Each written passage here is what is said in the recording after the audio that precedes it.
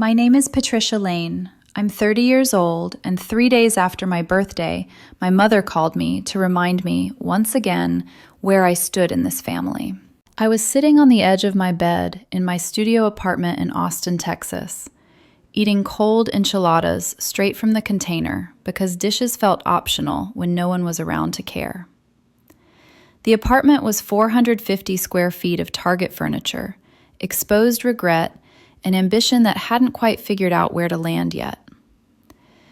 Patricia, sweetheart, my mom said, using that tone, the one she always used right before delivering news I was expected to accept with grace and maturity. No questions, no hurt feelings, no inconvenient emotions. We need to talk to you about something. I already knew what that meant. I always did. What's up, Mom? I asked, bracing myself. Well, your father and I have been talking, she said, pausing just long enough for suspense to settle in. And we've decided to help Charlotte with a down payment on a house. I waited. There had to be more. There was always more. For Charlotte. How much? I asked carefully. Another pause. $300,000. I laughed.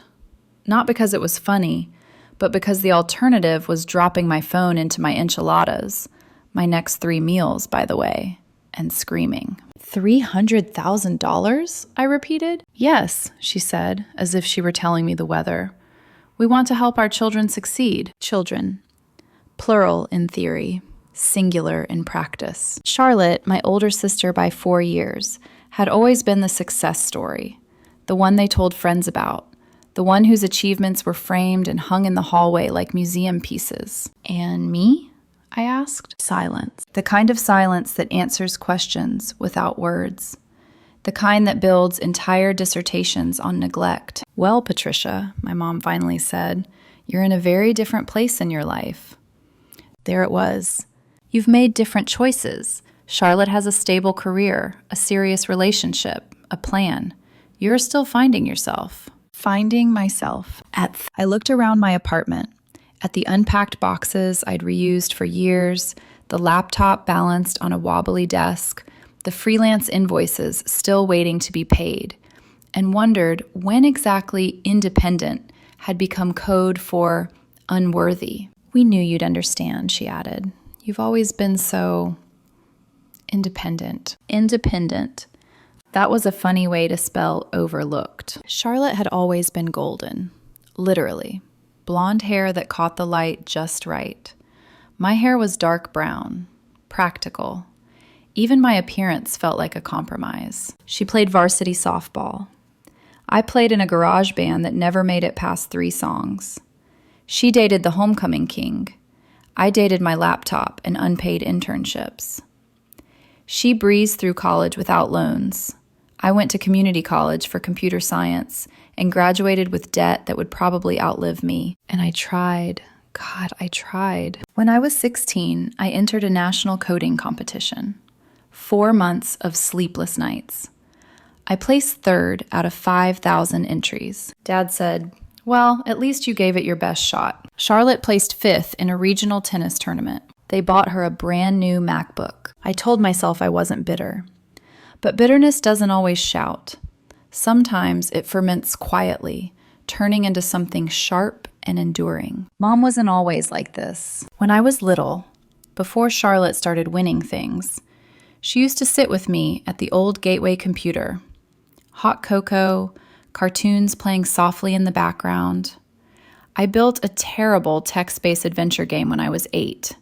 It barely worked. Mom made Dad play the whole thing. Our Patricia is going to be a tech genius someday, she said. She sounded proud. That version of her disappeared somewhere along the way. College was supposed to fix everything. My redemption arc. Instead, I graduated into an economy that treated exposure like currency and experience requirements like jokes. I freelanced, took every client, built apps that never launched, websites for people who paid in promises. Slowly, painfully, I survived. By 30, I wasn't impressive, but I wasn't failing either. Charlotte announced she was buying a house at Sunday brunch, A ritual my parents insisted on, despite us all living 45 minutes apart in opposite directions. "Westlake," she said casually, "but down payments are insane." Dad leaned forward. "How much are we talking?" "Around $1 million.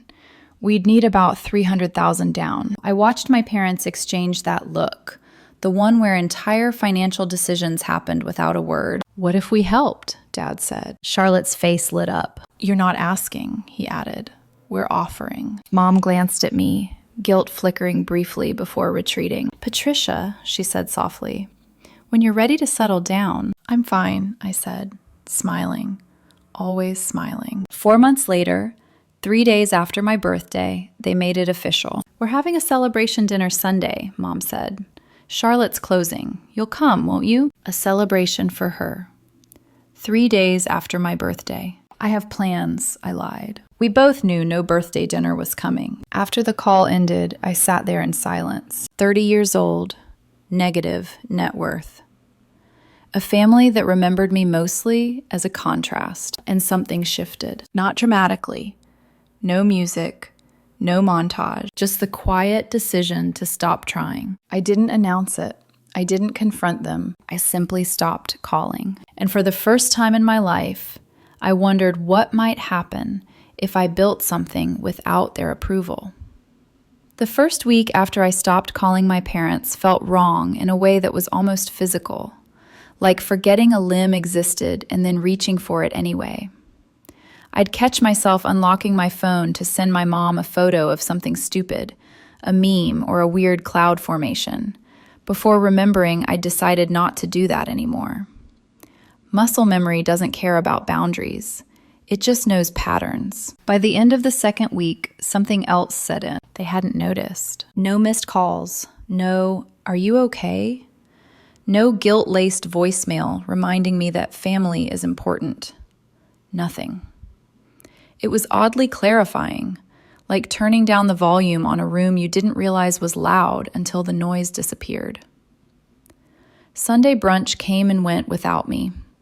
I imagined them at the table, Charlotte talking about countertops and interest rates, Dad nodding approvingly, Mom chiming in with color suggestions. My absence was a footnote, if that. Charlotte texted once, "You good?" I stared at the message for a long time. Not because I didn't know what to say, but because I finally realized how little there was to say. "Yeah, busy with work." "Congrats on the house." She replied with a thumbs up emoji. That was it. The entirety of our sisterly bond compressed into a yellow hand. It should have hurt more than it did. What surprised me wasn't the loneliness, it was the relief. Without the constant low-grade anxiety of trying to be enough for people who had already decided I wasn't, my days felt quieter, lighter. I didn't have to rehearse explanations or justify choices. There was no audience anymore. Of course, quiet doesn't pay rent. My studio apartment was still 450 square feet of expensive. The freelance work that had kept me afloat was uneven at best. Some months were fine. Others required creative math and an intimate relationship with instant noodles. But instead of spiraling into self-pity, I did something different. I worked. Not the panicked, people-pleasing kind of work I'd always done. The kind where I undercharged and over-delivered, hoping someone would notice my worth and validate it for me. This time, I worked like someone who didn't have anything left to prove to anyone but herself. I took a website redesign job for a small craft brewery. Nothing glamorous.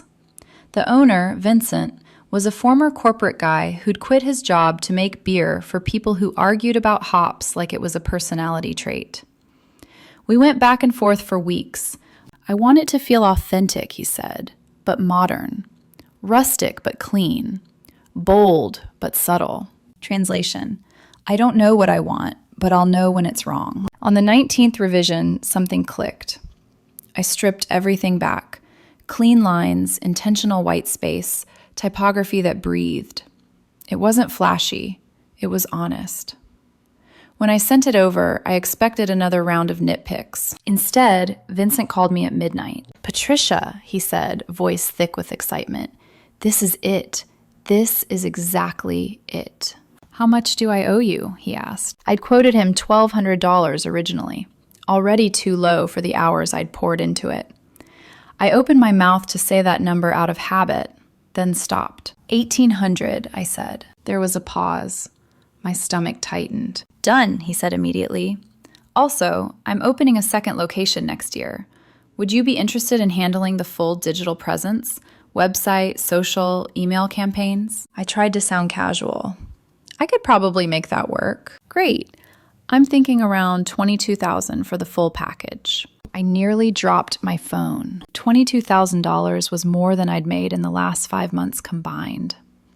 I said yes before he could change his mind, then sat on my bed staring at the wall after we hung up, heart pounding. It felt like validation, but quieter than I'd imagined.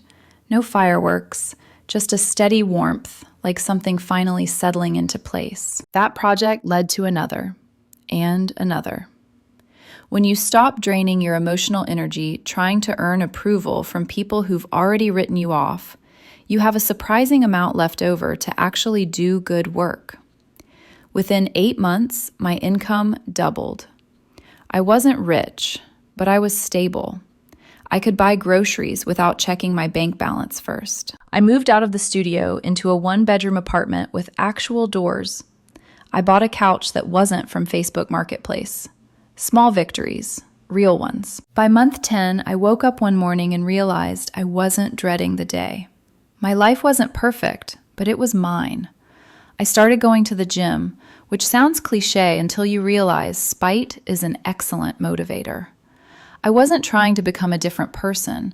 I just wanted to feel strong in my own body for once. Around month 11, I met Nathan at a coffee shop. We were both fighting the same terrible Wi-Fi, commiserating in that specific way freelancers do when the universe seems personally offended by our deadlines. He was a product manager between contracts, smart, dryly funny, grounded. We started meeting up to work together. Coffee shops, libraries, eventually each other's apartments. It wasn't romantic at first, just two people who understood the particular loneliness of self-employed life.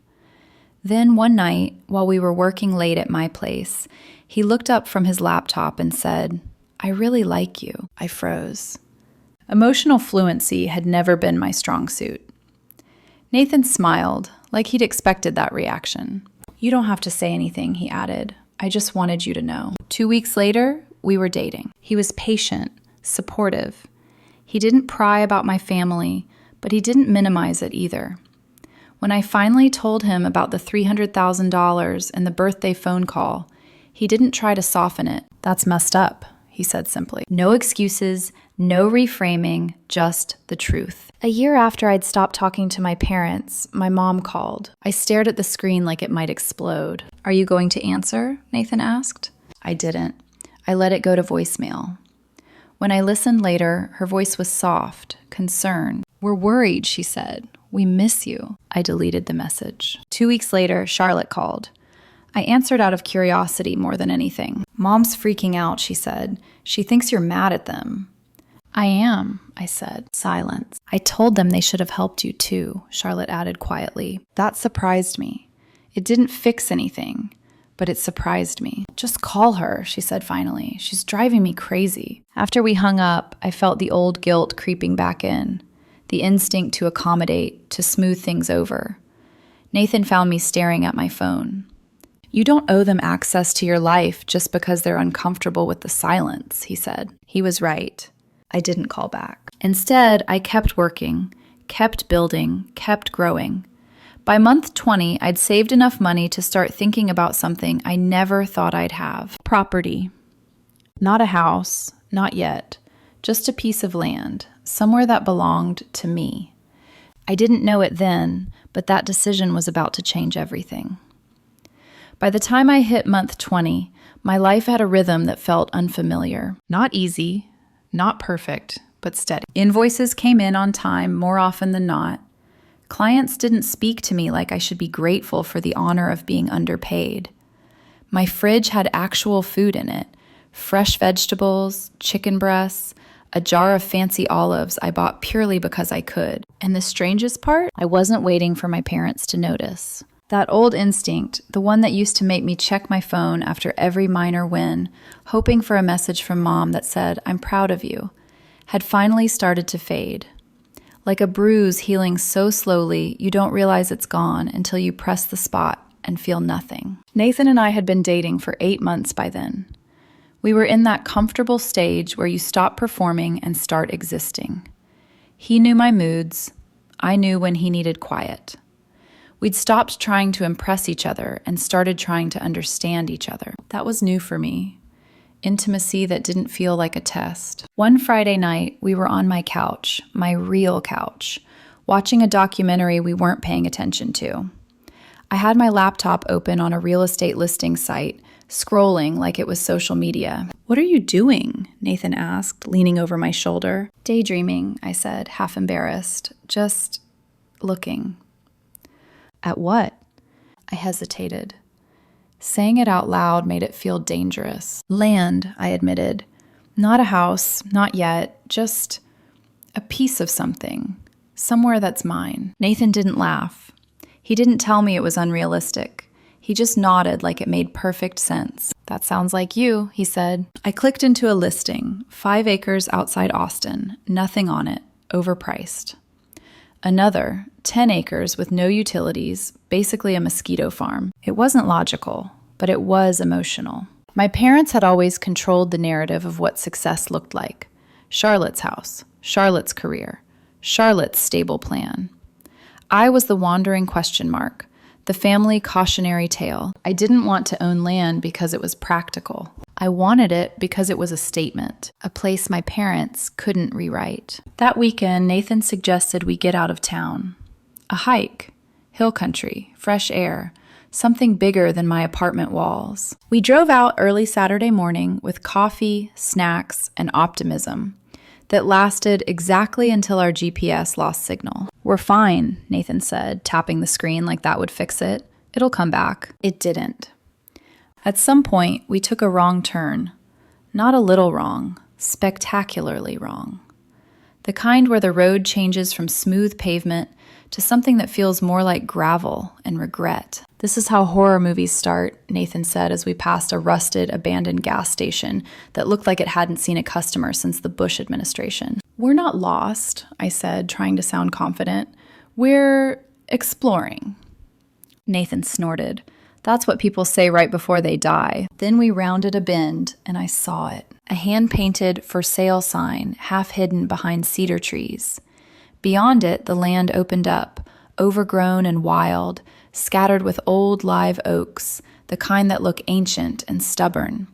In the distance, a creek glinted through the brush, and the view, God, the view, made my chest tighten like someone had reached inside and squeezed. I pulled over without thinking. "Patricia," Nathan warned, already laughing. "What are you doing?" "I just want to look." We are literally in the middle of nowhere. I was already out of the car. The silence out there wasn't empty. It was full. Wind moving through branches, birds calling, the faint sound of water somewhere beyond the trees. I stood there and felt something I hadn't felt since I was a kid building stupid little games on the old computer. Possibility. The number on the sign was faded, but I took a picture anyway. When I climbed back into the car, Nathan was watching me. "You really want this?" he said. "I don't know," I lied. "I probably can't afford it." "You can at least call," he said. "Find out." So I did. The next day, hungover and sunburned, I called the number. A gravelly voice answered. "Yeah?" "Hi," I said. "I'm calling about the land off County Road. There was a for sale sign." "You interested?" the man asked, blunt. "Maybe," I said carefully. "How much are you asking?" $65,000. I actually flinched, not because it was high, because it was low. $65,000 for 7 acres. 7 acres with a creek and a view and those stubborn ancient trees. My parents gave Charlotte $300,000 for a down payment, like it was nothing. I had scraped together $48,000 over 20 months of rebuilding my life from scratch. $48,000 felt impressive. Until it wasn't enough. "It's unbuildable as is," the man continued. "Needs septic, well, power run out there. been in my family since the 60s. I'm just too old to mess with it. What's your name? I asked. Dale. Of course it was Dale. He sounded like he'd been born 60 years old. I swallowed. Would you take 55? He didn't laugh. He didn't get offended. He just sighed. Ma'am, I'm asking 65 because that's what I need. Taxes, medical bills. I can't go lower than that. Fair. Painfully fair. I thanked him and hung up, my throat tight with disappointment. Nathan found me pacing my apartment afterward. Well, he asked. 65, I said. I'm short. How short? About 10,000. Nathan didn't say, that's too bad. He didn't say, maybe next time. He just sat down like he was preparing for a serious conversation. I have savings, he said quietly. I blinked. Nathan, not a lot, he added, but enough to cover the gap. And before you argue, listen. I'm not offering because I want to own you. I'm offering because I want to build something with you. My first instinct was panic. Not because I didn't trust him, because I did, but because the idea of accepting help triggered something raw in me. Help always came with conditions in my family. Help was a leash. What if, I started, what if we don't work out? Nathan finished for me, calm. Then we handle it like adults. We draw up papers. We protect both of us. It doesn't have to be romantic to be responsible. I stared at him. The version of me from a year ago would have said no out of fear, out of pride, out of the need to prove I could do everything alone. But Nathan wasn't my parents. His help didn't feel like pity. It felt like partnership. Okay, I said, voice small. Okay, let's do it right. We called Dale back that afternoon and offered $60,000. Everything we could scrape together without draining ourselves completely. Dale took 4 days to decide. 4 days where I barely slept. 4 days where I refreshed my email like the act of checking could bend reality. On the 4th day, he called. All right, he said, 60,000, but you pay closing costs. I didn't even pretend to negotiate. Deal, I said, and my hands shook so hard I had to sit down. After we hung up, Nathan wrapped his arms around me. You just bought 7 acres of possibility, he murmured into my hair. I should have felt triumphant. Instead, I felt something softer and sharper at the same time. Pride, yes, but also grief, because every part of me knew my parents would never see this as an achievement, not until someone else told them it was. And somewhere deep down, I realized this wasn't just about land. It was about proving, finally, painfully, that I was never the failure they made me feel like. And if Nathan's past ever came knocking, if the shadow of his ex-girlfriend Elena, the one he rarely spoke about, but still occasionally haunted his phone with silent notifications, then I would need this place to remind myself of something simple. I could build a life that was mine. No permission required. Buying a land was the easy part. No one tells you that ownership doesn't arrive with fireworks. It arrives with paperwork, endless paperwork. Forms that all look the same but somehow punish you if you sign in the wrong place. Surveys, title searches, closing documents that made my wrist ache and my confidence waver. For 3 months, the land didn't feel real. It existed only as a line item in my bank account and a pin dropped on Google Maps. Nathan and I drove out there every other weekend, mostly just to stand in the middle of it and remind ourselves it was ours. 7 acres of uneven ground. Cedar trees that fought back when you tried to clear them. A creek that looked peaceful until you realized it flooded every spring. Unbuildable, Dale had said. What he really meant was not easy. That word, easy, had followed Charlotte her entire life. Easy scholarships, easy approval, easy access to resources that magically appeared when she needed them. Nothing about this was easy, which made me love it more. The first few months were nothing but cleanup. Clearing trash dumped by strangers decades ago. Rusted metal, broken glass, things people discarded without thinking. I took it personally in a way I couldn't quite explain. Every piece of junk we hauled away felt symbolic, like I was finally clearing out the parts of my life that never belonged to me. Nathan helped when he could. weekends, evenings, whenever work allowed. He never complained, even when the Texas heat turned every task into a test of endurance. "You realize this is basically unpaid labor, right?" he joked once, sweat soaking through his shirt. "Welcome to my origin story," I said. At night, I'd sit on the hood of my car, staring at the land and imagining what could exist there someday.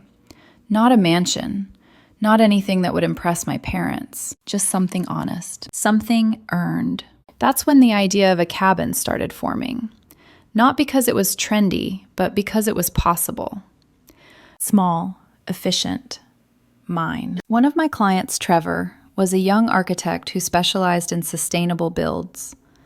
We'd bonded over mutual disdain for buzzwords and clients who wanted luxury on a budget that screamed fantasy. One afternoon, over coffee, I showed him photos of the land. His eyes lit up. "You know," he said slowly, "this would be a perfect showcase project." I raised an eyebrow. "For what?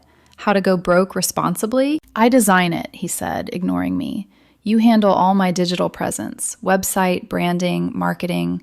We document the build. Real-world case study." "I can't afford fancy," I warned. Trevor waved that off. "Who said anything about fancy? Small, smart, sustainable. We prove you don't need a six-figure gift from your parents to own something beautiful." That landed harder than he probably intended. Over the next 8 months, we planned obsessively. A 750-square-foot cabin with a loft bedroom. Solar panels, because running power lines was absurdly expensive. Rainwater collection. Composting toilet, not because I was trying to save the planet, but because I was trying to save money. Total budget, $95,000. Every number felt like a dare. I put in everything I had beyond the land purchase. Nathan contributed what he could without stretching himself thin.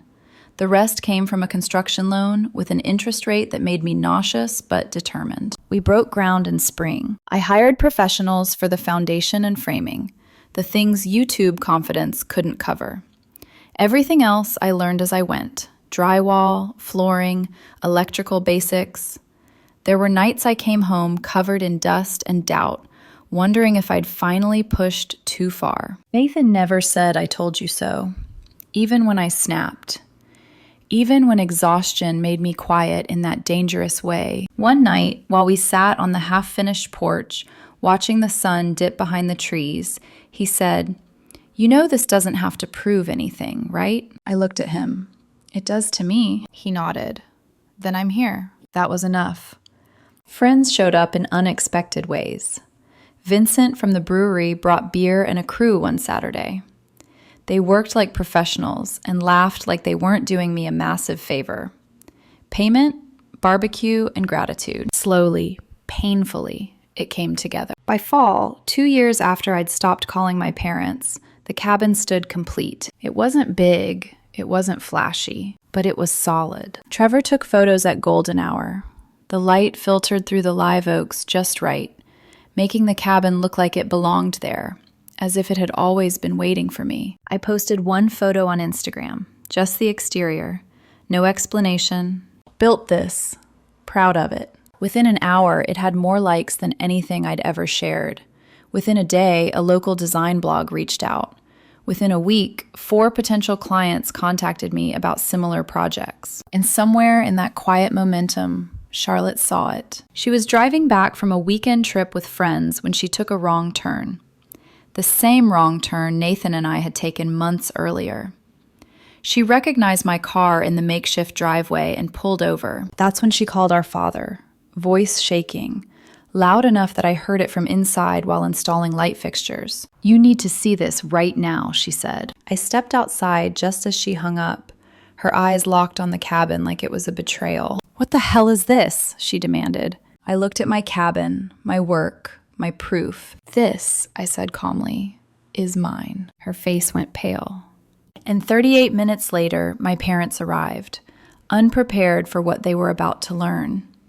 I'd imagined this moment 100 different ways. In most versions, I was calmer, colder, unbothered. In some, I wasn't even there. My parents discovered the cabin through photos or gossip or someone else's words, and I stayed distant, protected. None of those versions included my father's F-150 pulling into my gravel driveway while I stood there with sawdust still on my hands. Charlotte paced near her car, phone clenched like she was afraid it might betray her. When my parents arrived, my mother got out first, eyes darting from the trees to the cabin and back again, like her brain was refusing to connect the dots. My father followed slowly. He didn't say anything at first. He just stared. "Patricia," my mother finally said, voice thin. What is this?" I took a breath. I hadn't rehearsed this. I hadn't planned a speech. I just told the truth. "My property," I said. 7 acres. That's the cabin. My father started walking toward it without asking permission. He circled the structure slowly, eyes tracking the solar panels, the roof line, the porch. He ran a hand along the wood like he was testing whether it was real. "You built this?" he asked. "Yes." "With what money?" he asked immediately. There it was. Not "I'm proud of you." Not "how long did this take?" Just "how did you manage this without us?" "I worked," I said evenly. "I saved, I planned, I figured it out." My mother frowned. "But we thought you were struggling." "I was," I said. "Just not in the way you assumed." Charlotte crossed her arms, defensive. "Dad gave me $300,000, she said, like stating a fact might undo what she was seeing. "You didn't have anything." "That was 2 years ago," I said. "Things change." My father stopped walking. He turned to look at me, really look at me, for what felt like the first time in years. "How much did this cost?" he asked. I didn't hesitate. $60,000 for the land, $95,000 to build. I did most of the work myself. My mother sucked in a breath. "That's less than," she started. "Less than a third of what you gave Charlotte," I finished. Silence settled over the clearing. Nathan stepped out then, wiping his hands on a towel, eyes moving carefully between the 4 of us. He didn't insert himself. He just stood next to me, solid and present. "Mom," Charlotte said sharply, "say something." My father spoke instead. "She built this," he said quietly. "Look at it." His tone was different, unfamiliar, not dismissive, not skeptical. Respect. It startled me more than anger ever could. "I was wrong about you," he said, not meeting my eyes. "About what success looks like." I waited for the rush of triumph I'd imagined, the validation, the emotional payoff. It didn't come. Instead, I felt tired. "You weren't wrong about me," I said. "You just never bothered to look." My mother stepped closer, her voice trembling. "We worried when you stopped calling." "Did you?" I asked. "Or did you just get uncomfortable with the silence?" She flinched like I'd struck her. "That's not fair," she said. "Neither was forgetting my birthday," I replied. "Or giving Charlotte everything and calling me independent like that was a compliment." Charlotte opened her mouth, then closed it again. My father cleared his throat. Can we see inside?" I looked at Nathan. He nodded once. "Fine," I said. "You can see it." I gave them the tour slowly. The loft, the kitchen, the storage built into every inch. I watched their faces shift, not just surprise, but understanding. This wasn't a fluke. It wasn't luck. It was competence. Outside again, the sun dipped low, lighting the trees in gold. My mother wiped at her eyes. My father stood quietly, hands in his pockets. "I don't need your approval anymore," I said finally. "I don't need your money. I'm good. Actually good." Charlotte looked at me, shaken. "So what now?" she asked. "You just cut us off forever?" I considered it. "Maybe," I said. "Or maybe we figure out what a relationship looks like where I'm not the disappointment and you're not the golden child." My father nodded slowly. "That's fair." My mother looked like she wanted to argue, but she didn't. They left not long after. No hugs, no promises, just quiet. Charlotte lingered. "I'm sorry," she said, and this time it didn't sound rehearsed. "For not seeing you. For assuming." "Thank you," I said, and I meant it. When they drove away, Nathan slipped an arm around me. "How do you feel?" he asked. I looked at the cabin, the land, the life I'd built without permission. "Tired," I said. "Relieved, sad, proud, all of it." He smiled. That sounds right. We sat on the porch as the light faded. Maybe someday I'd let them back in. Maybe we'd find a way forward. But tonight, I was exactly where I needed to be. After my parents left, the land went quiet again. Not the awkward silence that follows an argument. Not the brittle quiet of things left unsaid. This was different. This was the kind of quiet that settles in when something heavy has finally been set down. Charlotte's car disappeared down the dirt road first. My parents followed a minute later, my father's truck kicking up dust that hung in the air long after they were gone. I stood there watching it fade, half expecting to feel regret claw its way up my chest. It didn't. What I felt instead was exhaustion, the deep, bone-level kind that comes from finishing something long and hard, not from losing it. Nathan didn't rush me. He leaned against the porch railing, arms crossed, giving me space without leaving. I realized then how rare that was in my life. No pressure. No expectation that I perform relief or forgiveness or closure on command. When I finally sat down on the porch steps, he joined me. "They didn't deserve to see this," I said quietly. "No," he agreed, "but you deserve to say it out loud." That night, we didn't talk much. We cooked a simple dinner on the tiny stove, pasta, vegetables, nothing fancy, and ate it watching the sky turn dark through the trees. Crickets started up. The solar lights flickered on one by one. It felt unreal, like stepping into a life I'd only imagined while staring at listings on a cracked laptop screen. Later, lying in the loft, I stared at the ceiling and replayed the day, not with anger, but with clarity. My father's face when he realized the math didn't lie. My mother's silence when I named the things she'd always danced around. Charlotte's shock, not at my success, but at her assumptions. For years, I'd believed that if I could just prove myself, everything would change. That one undeniable achievement would flip a switch in them. That they'd finally see me the way I'd always wanted to be seen. But standing there today, hearing respect creep into my father's voice for the first time, I realized something uncomfortable. Their recognition didn't feel like victory. It felt late. The next few weeks were strange. My parents didn't call immediately, neither did Charlotte. For once, I wasn't the one waiting for a reaction. I went back to my normal rhythm, client calls, site visits, weekend trips to the cabin to tweak small things that only I would notice. The design blog feature went live. Then another. My inbox filled with inquiries. Not desperate ones, curious ones. People who wanted to build intentionally, not impressively. People who saw value in what I'd done without needing a family backstory to contextualize it. One afternoon, while I was pricing a new project, my phone buzzed. "Mom?" I didn't answer. She left a voicemail. I listened to it later, alone. Her voice sounded older, quieter. "We've been thinking," she said, "your father and I, about everything. We know we didn't always do right by you. We'd like to talk when you're ready. No excuses. No defensiveness, just an opening." I didn't call back right away. Instead, I went out to the cabin that weekend alone. Nathan had a work trip, and for the first time, I wanted the space to think without anyone else's emotions in the room. I walked the property slowly, following the creek, touching the bark of the trees, grounding myself in what was real. This land didn't care if my parents approved.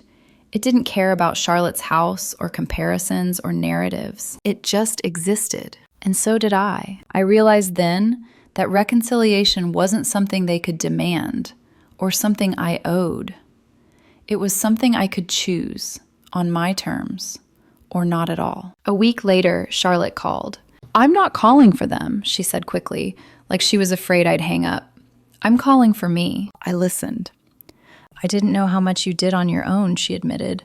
"I didn't question it. I just assumed you needed help because you weren't doing things the way I was." "That's kind of the problem," I said gently. "I know," she said. "I'm trying to unlearn that." We didn't fix everything in that conversation, but it was the first time she spoke to me like an equal, not a project or a contrast. Progress. Slow. Fragile. Real. A month later, I met my parents for coffee. Neutral ground. Boundaries in place. I didn't bring the cabin into it. I didn't bring Nathan. I brought myself. We talked, carefully, honestly, sometimes painfully. They apologized, not perfectly, not completely, but sincerely enough to matter. I didn't rush to forgive. I didn't need to. What mattered was that I no longer needed their approval to exist in the room. When I left, my father hugged me, awkwardly, like someone learning a new language late in life. "I am proud of you," he said. I nodded. I know. And I did, because even if he hadn't said it, it wouldn't have changed what I'd built. That winter, Nathan and I moved some of our things to the cabin. Not everything, not permanently, just enough to make it ours in a shared way. We talked about the future in a way that felt grounded, not rushed. His ex, Elena, faded further into the background, no longer a shadow, just a chapter that belonged where it always had, in the past. Sometimes I still think about the girl I was, the one eating cold food in a studio apartment, waiting for a family that never quite showed up. I want to tell her that nothing was wrong with her timing, her path, or her worth. She was never failing. She was building. On a quiet evening, sitting on the porch with the lights glowing softly and the trees standing watch, I understood something fully for the first time. I didn't lose my family when I stopped calling. I found myself when I stopped asking permission. And everything I kept after that, the land, the work, the love, was chosen.